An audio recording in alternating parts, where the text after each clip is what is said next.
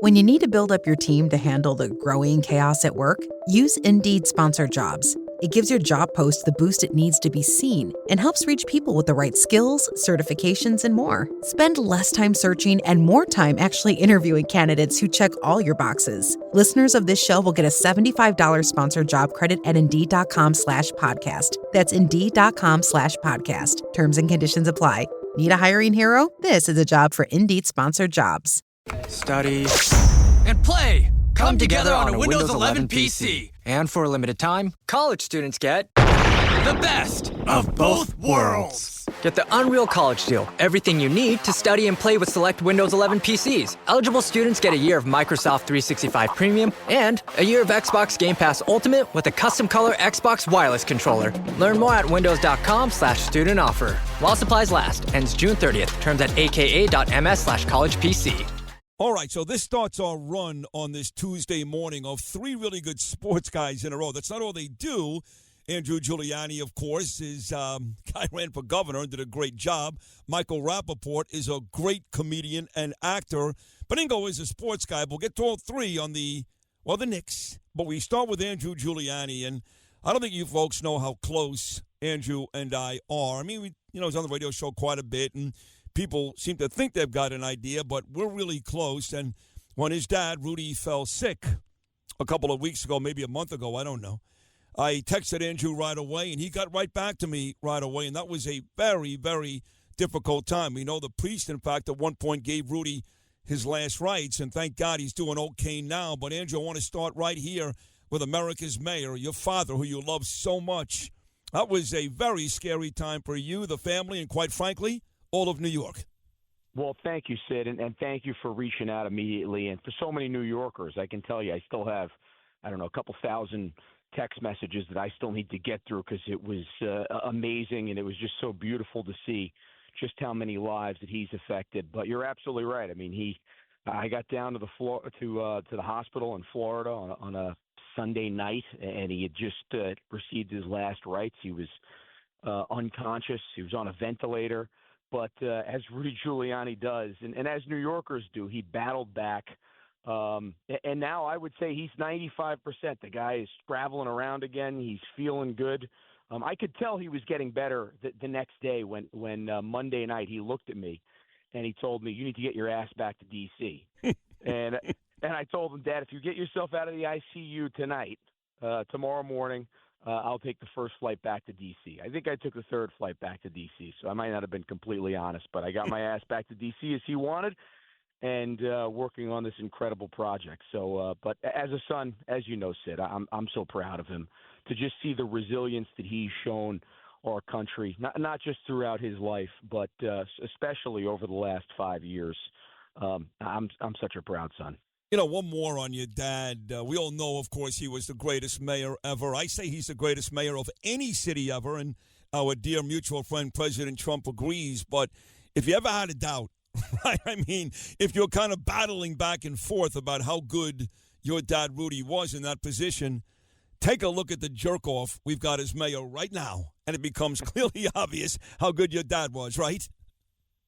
I remember you used to say this around when de Blasio was mayor, but people would go up to him and say, "You're a lot better than de Blasio." and he would say, "Well, is that a compliment or is that a criticism right there? Because anybody would be better than de Blasio." I think you're absolutely right. I think when you look at obviously the body of work that he did, and I think one of the amazing things, I was talking about this the other day, was creating an accountability mechanism, creating CompStat, creating a numeric system where New Yorkers could actually go and track how a mayor was doing. I think was really, really key, because then we'll be able to tell once violent crime starts to go up, you'll be able to hold a mayor accountable based off of the actual numbers in a neighborhood. New Yorkers can go and look at that. Certainly, yeah, look, you can manipulate those numbers as a department or certainly as a politician.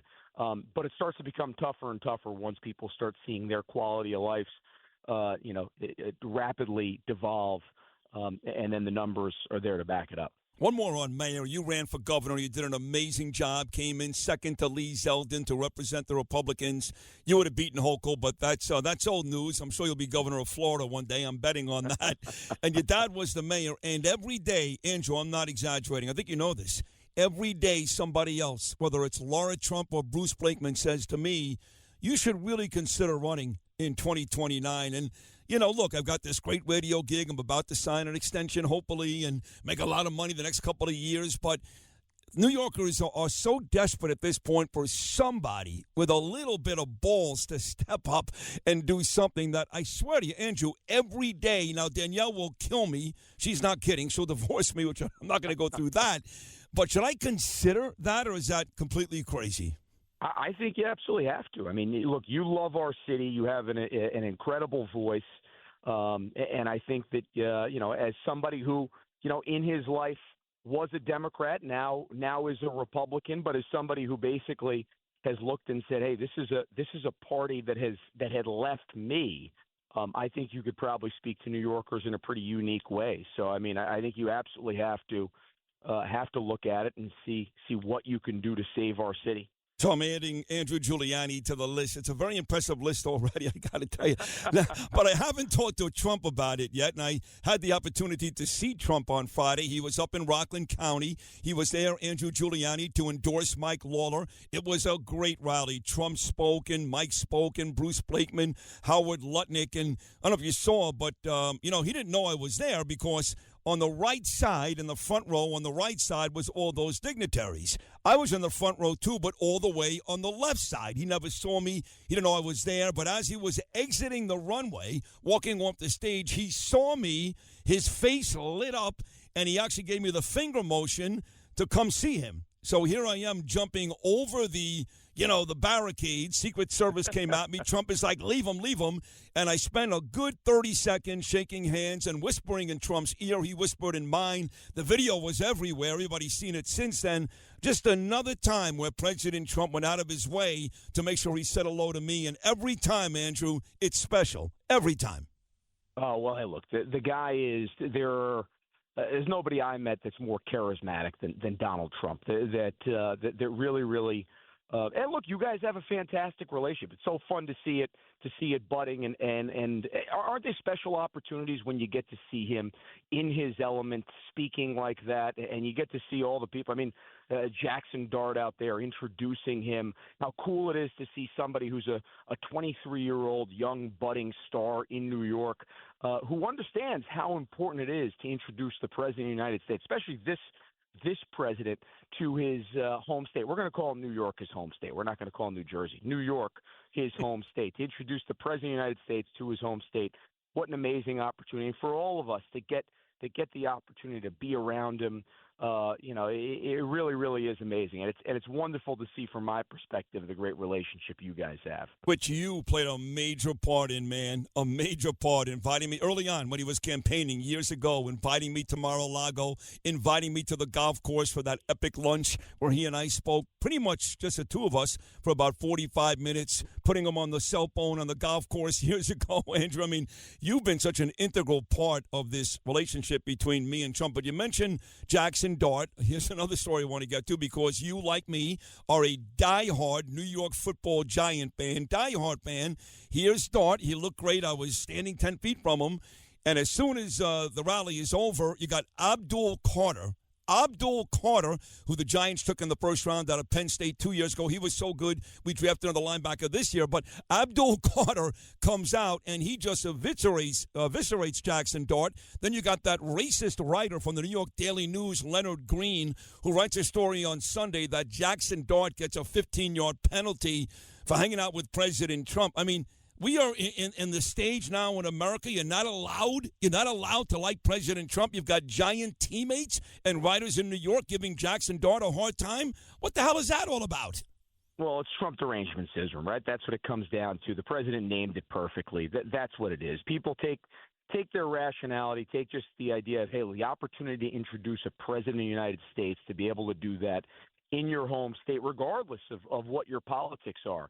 And then to go and criticize him for doing that, I mean, look, I think to me it just shows just how irrational people are, especially a president like this who's done so much to improve the world, who's done so much to improve the United States of America. And going back to you, Sid, here on this, and this is just the person that Donald Trump is, I think the fact that you guys were able to get close during the campaign, maybe at a point when people weren't getting close to Donald Trump because they were keeping him at arm's length.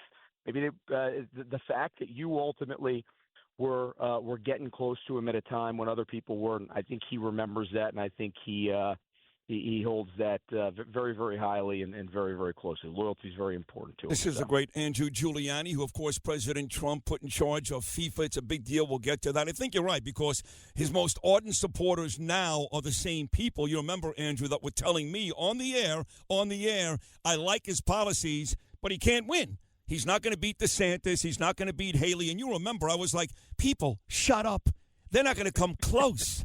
Remember, I gave them no chance of even competing. And who was right in the end? Us.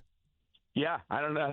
I think we called that one right there, Sid. And obviously, anybody who would rule out Donald Trump, it's like, it's like ruling out Tiger Woods over a key putt in his prime, right? You're not gonna rule him out. He's gonna make that putt. It's the same thing with Donald J. Trump. If you put him on the ballot against somebody, he's gonna win, and that's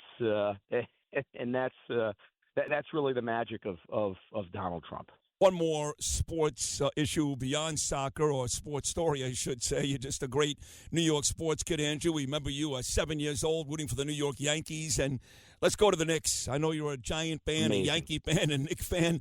First time in 27 years. I don't know how old you were the last time the Knicks actually made the NBA Finals. It wasn't great. They lost in 5 to San Antonio. They may very well be taking on San Antonio again. There's a big Game 5 in Oklahoma City later on tonight. But the way this team has played, 11 consecutive wins, just blowing the doors off Atlanta, Philadelphia, Cleveland, not even competitive. James Harden going on and on how the Cavaliers are the better team. I mean, when Alonzo Mourning used to say that, and he said it every time the Knicks beat him, those games came down to like an Allen Houston floater at the buzzer. You can make that argument. Cleveland's losing by 35 points every night. What in God's name is James Harden talking about? But more importantly, how about our New York Knickerbockers?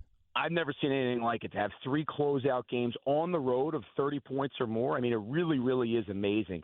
And whoever they play, whether it's Oklahoma City or obviously Wembanyama-led San Antonio, they're going to be tough. But these Knicks, I'll tell you what, the way that they play, the fact that they get to 130 points last night without anybody scoring 20 points, it shows how many different ways they can attack you. They really, really are playing great team basketball. I guess a couple other little things about that. I certainly remember that 98 finals run, the Larry Johnson 4-point play and the Sprewell Knicks and all that stuff.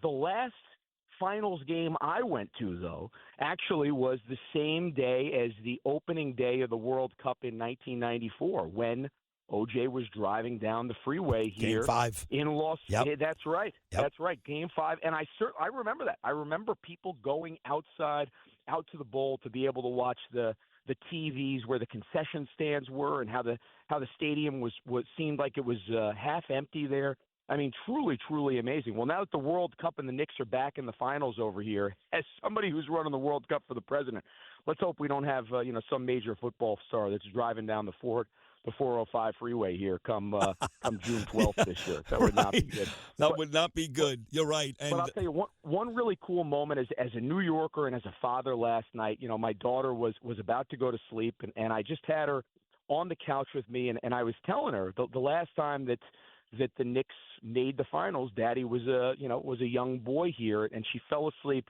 on my chest while the Knicks ended up closing the game out. And I think it's one of those moments that New Yorkers really, really share, that sports can really do, where you can connect generations in a way that other things just can't. It's why sports is such an important part of our civic life. And to the point that you were making before, it's why politics really should take a back door when you're talking to sports. When we can just all sit down, go root for the orange and blue of the Knicks there, then that's what it really should be about more than anything else. It's such an important part of our civic life, and congrats to the Knicks. I hope they go win their next 4 games and hope they come to the White House here to come see President Trump. And your dad is always quick to boast, the great Mayor Rudy Giuliani, when he was in charge of New York, right? Our teams won 5 championships, 5 with the Yankees, the Giants, and yes, the New York Rangers, even winning a Stanley Cup, all when your father ran this city. 5 championships for Rudy Giuliani. I'd hate to see one from Mamdani, but I get with the Knicks, I'll take it. Let's get to the other one for Trump. We'll call it one right, for Trump. Right, one for Trump. There you go. One for Trump. You know, when Trump was on with me about 3 weeks ago, I asked him about the Knicks. I said, Mr. President, I've got a lot of pictures of you sitting courtside at the Knicks. I said, are you still a Knicks fan? This is right after they beat Philadelphia. And he said, oh, yeah. He goes, I like James Dolan a lot. I like him a lot. He goes, they beat that Philadelphia team. He mentioned Joel Embiid. He almost fell off my chair. And he said, yeah, I like James Dolan. I still love the Knicks. So we'll make it a President Trump-Nick win. About 3 minutes ago, let's get to the World Cup. Again, you said it. It starts on June the 11th, right around the corner. This Ebola breakout is a big deal. I had a couple of guests on last week talking about it, and it seems like the Congo team, they're in big trouble. They got a bunch of people in that country that are infected, that are sick, that are dying. So unless, you said this, unless they actually isolate the Congo team for 21 days, no soccer for the Congo. Yeah, and we've been talking with the CDC multiple times a day about this, and they're doing their contact tracing on the team. I think the one good news here, and obviously this is evolving as we continue to gain situational awareness, the one piece of good news here is the team has been playing a European schedule, so they have not been back in the Democratic Republic of the Congo for over 21 days. So they're isolating now in Europe. They'll stay in Europe. One of the things that we made very, very clear last week to the very top of FIFA and to the health minister in the Democratic Republic of Congo was do not have the team come back to Congo. They were supposed to do a farewell tour, obviously. First time the country qualified for the World Cup in over 50 years that people were excited. But we told them, hey, look, if they go back to the Democratic Republic of the Congo, they are not coming to the United States of America, and we'll play the tournament with 47 teams. We are not risking any kind of an outbreak. So the team right now, they are in their own bubble. They are practicing in Europe. All appears to be well with them. We're monitoring, make sure that everybody is asymptomatic, that there are no issues at all right there. But the other thing that we told them very, very clearly was they could not reintroduce people or introduce people that had been in the Democratic Republic of Congo in the last 21 days into that bubble. If they were to do that, if they were to introduce team officials or any other potential players that have been in the Congo within the last 21 days, and then they were to be symptomatic, then they'd be risking the entire team coming to the United States of America. So obviously we're taking this very, very seriously. There have been no cases in the United States of America. We want to keep it that way, and we're going to make sure that we continue to lean into this to make sure that Americans and all of our friends that are coming to visit us, not just for the World Cup, but for America's 250th birthday, are safe and have a great experience. I want to get you on one more time before the 11th. Talk about the birthday. Talk about, the actual football. Talk about this American team. A couple of guys Soccer. We're still doing right, soccer. Right. Diego Luna didn't make the team. People are upset. We'll get to all that when you come back on next week. But on the way out, I know he's got Iran to worry about. He's got the midterms. He's got the Democrats. And, again, just watching President Trump, I should say, speak right in front of me for over an hour just a couple of days ago. He's got a lot on his plate. But has there been a decent amount of talk between you and him leading up to this first day of soccer? Oh, yeah. I mean, look, he is intently focused on this. Look, he understands more than anything what an opportunity it is for America to be able to show off American greatness to the rest of the world than this World Cup. I mean, you'll have over 2 billion people watching the final alone, thinking about over 10 billion people watching throughout the tournament, 10 billion views, I should say, on television alone. Forget about the social media impact throughout the length of this tournament. So you have most of the world watching. It's an unbelievable opportunity, I think, to be able to really show the world what the United States is about. And I've got to tell you, some of the numbers that we're seeing here, just on some of the travel surveys over the last year since President Trump has been back in office, something like 80% of those that travel to the United States for the first time have a more positive view of the United States than they did before they came to the U.S. What does that tell you, Sid? It tells me two things. First off, President Trump is absolutely right. We are in the golden age of America. And the second thing is the media might not always be the most honest people in the world. If they're telling these fantastic lies about the United States, what better way to show it off than to be able to invite them here for this World Cup? And who's better to host this World Cup than the 45th and 47th president and our good friend, Donald J. Trump?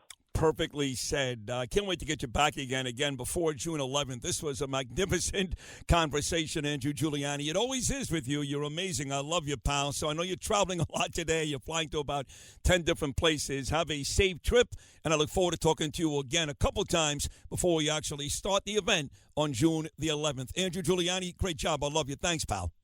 Thanks, Sid. Go Knickerbockers. Go Knickerbockers. There he is. Andrew Giuliani in charge of probably the biggest event ever. This is going to be the biggest event ever. That's the confidence President Trump has in Andrew Giuliani. I share it as well. Quick break. We'll come back with Michael Rappaport and Joe Beningo on the Tuesday edition of Sid and Friends in the Morning. Thanks for listening to Sid and Friends in the Morning. You can hear Sid and Friends in the Morning weekday mornings at 6. If you like the podcast, share it with your friends and listen anytime at WABCRadio.com and download the WABC Radio app. Hit that subscribe button on all major podcast platforms. Plus, follow WABC on social on Instagram, TikTok, Facebook, and X. See you next time for a new episode so you never have to wonder. What the heck is going on here?